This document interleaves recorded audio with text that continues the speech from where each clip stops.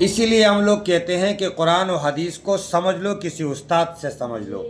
جو لوگ خود سے قرآن حدیث کا ترجمہ پڑھ لیتے، اردو کتابیں پڑھ لیتے ہیں اور آگے نکلنے کی کوشش کرتے اور لوگوں کو اپنا آپ سمجھدار باور کرانے کو کرتے ہیں لوگوں کو کہ بھئی ہم سمجھدار ہیں، ہم قرآن و حدیث کو جانتے ہیں، وہ اردو ترجمہ پڑھے ہوئے ہیں، ان کی حالت یہ ہوتی ہے۔ کتاب کے اندر میں نے ایک لطیفہ دیکھا کہ وہ ایک آدمی تھا، وہ نماز پڑھ رہا تھا اور ہل ہل کے نماز پڑھ رہا تھا۔ تو دوسرا آدمی آیا نماز کے بعد اس سے پوچھا کہ یار تم نماز پڑھا رہا تھا اور ہل ہل کے نماز پڑھا رہا تھا۔ تو پوچھا کہ یار تم نماز پڑھا رہے تھے اور بہت ہل رہے تھے نماز میں، تو اس نے کہا حدیث میں ہے۔ تو اس نے کہا حدیث میں کہاں ہے؟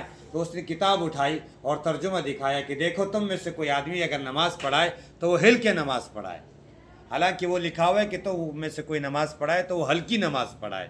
تو ہلکی اور ہلکے میں وہ کیا کرے، ترجمے کا فرق نہیں کر رہے۔ ایسے لوگ موجود ہیں، اس لیے چاہیے کہ کیا کرے، قرآن و حدیث کو کسی استاد سے سمجھے، خود سے اپنے آپ کو ترجمہ پڑھ کے عالم اور سمجھدار نہ کہے۔